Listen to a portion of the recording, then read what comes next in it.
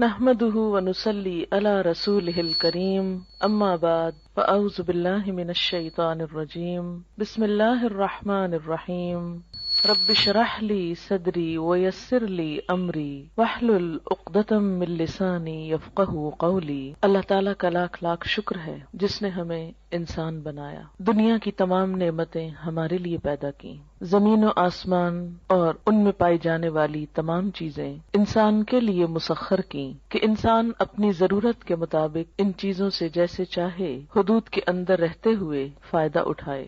پھر اس کا ہم پر بہت بڑا احسان ہے کہ اس نے ہمیں مسلمان بنایا۔ مسلمان اس شخص کو کہتے ہیں جو دین اسلام پر ہو، اور اسلام کا معنی ہے پیس، امن۔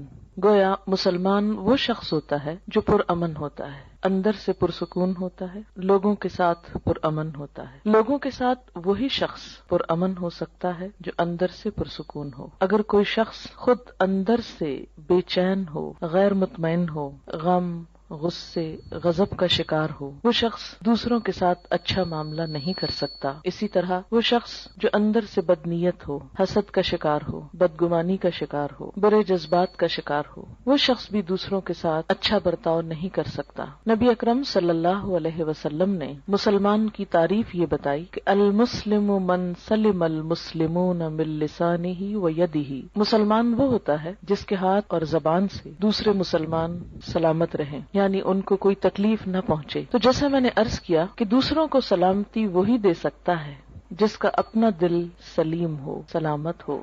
دل کی سلامتی، دل کا اطمینان اور دل کا سکون اللہ کے ذکر میں ہے۔ قرآن پاک میں اللہ تعالیٰ فرماتے ہیں الا بذکر اللہ تطمئن القلوب، خبردار اللہ کے ذکر ہی سے دل اطمینان پاتے ہیں۔ جب دل مطمئن ہو جائیں، پرسکون ہو جائیں، تو ایسے شخص کی گفتگو میں بھی ایک ٹھہراؤ آ جاتا ہے، پرسکون ہو جاتا ہے، پھر وہ دوسروں کے ساتھ معاملہ کرنے میں بھی پرامن رہتا ہے۔ اس کے لیے ضروری ہے کہ ہم سب اللہ کا ذکر کرنے والے ہوں، اللہ کو یاد کرنے والے ہوں، اللہ سے دعا کرنے والے ہوں۔ اسی وجہ سے آج کی اس شام چند دعاؤں کا انتخاب کیا گیا ہے جن کو ہم اگر اپنی زندگی کا حصہ بنا لیں تو لازمی طور پر ہمارا دل پرسکون ہو جائے گا، ہمارے حالات بہتر ہوں گے، اور یہ سب کچھ ہمیں دنیا میں بھی ایک اچھا انسان بننے میں مدد دے گا۔ اور دنیا میں اچھا انسان بننا اس لیے بھی ضروری ہے کہ یہ دنیا پرامن ہو اور اس کے نتیجے میں ہماری آخرت پھر خوشحال ہو۔ ہم سب جنت کی خواہش رکھتے ہیں، ہم سب جنت کے امیدوار ہیں، جنت کے انتظار میں ہیں، لیکن یاد رہے کہ جنت پرامن لوگوں کی بستی ہے۔ جنت میں وہی جا سکتا ہے جو یہ ثابت کرے کہ میں ایک پرامن انسان ہوں۔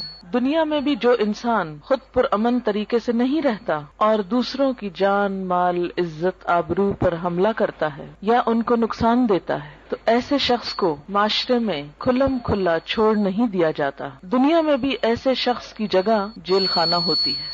ایسے لوگ جو معاشرے کا سکون برباد کریں، معاشرے میں بے چینی پیدا کرنے کا سبب ہوں، ان کو دنیا میں بھی پکڑ کر قید کر دیا جاتا ہے، اور اگر وہ دنیا کی قید سے بچ بھی جائیں، ان کا کوئی جرم ثابت نہ ہو سکے اور دنیا میں کوئی سزا نہ پا سکیں، تو آخرت میں ایسے لوگوں کے لیے پھر یقینی طور پر جیل خانہ ہے۔ اللہ کے جیل خانے کا نام جہنم ہے۔ وہ کون سی چیزیں ہیں جو انسان کو جہنم میں لے جاتی ہیں؟ ان میں انسان کی بری نیت سب سے پہلے آتی ہے۔ اگر کوئی شخص خانہ کعبہ کا طواف بھی کر رہا ہو لیکن اس کی نیت اللہ کو خوش کرنا نہیں، لوگوں کے سامنے اپنی نیکی کا پرچار کرنا ہے، تو اس کی وہ نیکی جعل سازی شمار ہوگی، قابل قبول نہ ہوگی۔ اسی طرح دوسری چیز جو انسان کو اللہ تعالیٰ کی نظر میں گراتی ہے وہ زبان کا غلط استعمال ہے۔ جھوٹ، چغلی، غیبت، دوسرے کو تانا دینا، یہ تمام چیزیں انسان کو اللہ تعالیٰ کی نظر میں گرا دیتی ہیں۔ یہاں تک حدیث میں آتا ہے کہ بسا اوقات انسان باقی زندگی میں کچھ اچھے ہی کام کرتا ہے لیکن اپنی زبان سے بعض اوقات ایسا کلمہ نکالتا ہے، ایسی بات نکالتا ہے کہ اس ایک بات کی وجہ سے وہ جہنم کی گہرائیوں میں جا پہنچتا ہے۔ ازواج مطہرات میں سے ایک نے دوسری کے قد کے بارے میں کچھ اظہار خیال کیا کہ فلاں تو ٹھنگنی ہے، ٹھنگنی کہتے ہیں جس کا قد چھوٹا ہو۔ آپ صلی اللہ علیہ وسلم نے یہ لفظ سن لیا، آپ نے فرمایا تم نے اتنی سخت بات کی ہے کہ اگر اسے سمندر میں بھی ملا دیا جائے تو اس کا پانی بھی کڑوا ہو جائے. لیکن ہمارے عام طور پر ماحول میں اس قسم کے تبصرے کسی کے ناک پہ، کسی کے جسم پہ، کسی کے قد پہ، کسی کے رنگ پہ، کسی کی چال پہ، کسی کی لباس پہ کس قدر عام ہے. اور کبھی ہم نے منہ سے ایسے غلط لفظ نکالتے ہوئے سوچا بھی نہیں کہ ہم کوئی بری بات کر رہے ہیں. ہم کہتے ہیں تو کیا ہوا، وہ ایسے نہیں ہے، میں کوئی جھوٹ کہہ رہا ہوں، اور یہ کہہ کر اپنے آپ کو مطمئن کر لیتے ہیں اور پھر رواں تبصرے شروع کر دیتے ہیں. عام طور پر گفتگو کا موضوع لوگ ہوتے ہیں اور لوگوں کے ظاہر پر، حالت پر، شکل و صورت پر زیادہ تبصرے ہوتے ہیں. ان تمام اخلاقی برائیوں سے بچنے کے لیے ضروری ہے کہ انسان اللہ تعالیٰ سے مدد مانگے، اللہ تعالیٰ سے مدد لے. قرآن پاک میں اللہ تعالیٰ فرماتے ہیں کسی بھی مشکل سے نجات پانے کا جو ذریعہ ہے وہ ہے وَاسْتَعِینُوا بِالصَّبْرِ وَالصَّلَاةِ، مدد مانگو صبر کے ساتھ اور نماز کے ساتھ. نماز اللہ کے ذکر کا بہترین طریقہ ہے، اللہ کو یاد کرنے کا. نماز ایک دعا بھی ہے، لیکن نماز کے علاوہ یا نماز کے بعد بھی اللہ کو یاد کرنا اہل ایمان کا طریقہ ہوتا ہے. دعا ایک عبادت ہے، نہ صرف یہ کہ عبادت ہے بلکہ عبادت کا بھی نچوڑ ہے، عبادت کا بھی اعلیٰ ترین حصہ ہے. حدیث پاک میں آتا ہے کہ جو اللہ سے دعا نہیں مانگتا اللہ تعالیٰ اس سے ناراض ہو جاتا ہے. بعض اوقات ہم یہ سمجھتے ہیں کہ اللہ کو تو پتہ ہی ہے ہم کو کیا چاہیے اور وہ تو ویسے بھی دے سکتا ہے، ہمیں مانگنے کی کیا ضرورت. نہیں، آپ صلی اللہ علیہ وسلم نے فرمایا جو لوگوں سے مانگتا ہے لوگ اس سے ناراض ہوتے ہیں، اور جو اللہ سے نہیں مانگتا تو اللہ تعالیٰ اس سے ناراض ہوتا ہے. تو ہمیں لوگوں کی طرف توقع رکھنے اور ان سے مانگنے کی بجائے اللہ کی طرف رجوع کرنا چاہیے. دعا انسان کی بندگی، عاجزی اور اس کی عبادت کا ایک ذریعہ ہے، ایک طریقہ ہے. اللہ تعالیٰ اس بات کو ناپسند کرتے ہیں کہ کوئی بندہ اس کے آگے ہاتھ پھیلائے اور پھر وہ ان ہاتھوں کو خالی لوٹا دے، کیونکہ وہ کائنات کا بادشاہ ہے. لیکن عموماً ہم دعا مانگنے میں کچھ ایسی غلطیاں کرتے ہیں کہ جن کی وجہ سے دعا قبول نہیں ہوتی. اس میں سب سے بڑی غلطی یہ ہوتی ہے کہ بسا اوقات ہم دعا تو مانگتے ہیں لیکن غفلت کے ساتھ توجہ نہیں کرتے، ہمیں یہ نہیں پتا ہوتا ہم مانگ کیا رہے ہیں. بعض اوقات کیا کرتے ہیں، کسی مشکل کے لیے وظیفہ تو پڑھتے رہتے ہیں، کوئی مخصوص آیت 1000 دفعہ پڑھ لی، 2000 دفعہ پڑھ لی، لیکن دعا نہیں مانگتے. ہم سمجھتے ہیں کہ صرف یہ آیت پڑھنے سے ہی کام ہو جائے گا. اس طرح ہم اپنے اوپر ایک ناروا بوجھ بھی ڈالتے ہیں اور دعا سے بھی محروم رہتے ہیں. بعض اوقات ایسی دعائیں مانگتے ہیں جو اس موقع کی مناسبت سے نہیں ہوتی. بعض اوقات ہم کچھ چیزیں تو مانگ لیتے ہیں روٹین میں یا رٹے رٹائے جملے بول دیتے ہیں لیکن ان کو محسوس نہیں کرتے. اور بعض چیزیں ہماری ضرورت کی ایسی ہوتی ہیں کہ جن کو مانگنے کا ہمیں سلیقہ ہی نہیں آتا کہ وہ بھی مانگنی چاہیے. اس لیے وہ تمام چیزیں ہم مانگیں جو نبی صلی اللہ علیہ وسلم نے مانگی. وہ کیوں، کس لیے؟ اس لیے کہ آپ ہمارے لیے ایک بہترین نمونہ تھے. آپ کی دعائیں بھی قبول ہوئیں، آپ کے مانگنے کا طریقہ بھی ہم سے زیادہ بہتر تھا، اور آپ نے وہ تمام چیزیں مانگی جو مانگنی چاہیے اور جو ہمیں بھی اپنی زندگی میں مانگنی چاہیے. یہ زندگی ہمیں ایک دفعہ ملی ہے، اس زندگی کو ضائع ہونے سے بچا لینا چاہیے. دوسرا چانس نہیں ہے. اگر آج ہم نے اپنے وقت اور اپنی زندگی کی قدر نہ کی اور کچھ چیزوں سے محروم رہ کر دنیا سے چلے گئے تو یہ محرومیاں مستقل ہو سکتی ہیں. اس لیے عقل مند شخص وہی ہے جو اللہ سے مانگتا رہے. دعا انسان کی کوششوں میں ہونے والی کمی کو بھی پورا کر دیتی ہے. ایک شخص جو مانگتا رہتا ہے وہ اگر عمل میں کچھ کم بھی ہو تو دعا عمل میں آگے بڑھاتی ہے، اور اگر پھر بھی کمی رہ جائے تو اس کمی کو پورا کر دیتی ہے. ہماری کچھ دعائیں تو مانگی ہوئی فوراً پوری ہو جاتی، کچھ ایسے ہوتی ہیں کہ جو پوری نہیں ہوتی لیکن ان کے بدلے کوئی آنے والی مصیبت ٹل جاتی ہے. آپ صلی اللہ علیہ وسلم نے فرمایا کہ ایک طرف سے دعا اٹھتی ہے اور دوسری طرف سے مصیبت آ رہی ہوتی، وہ دونوں آپس میں جھگڑنے لگتی ہیں.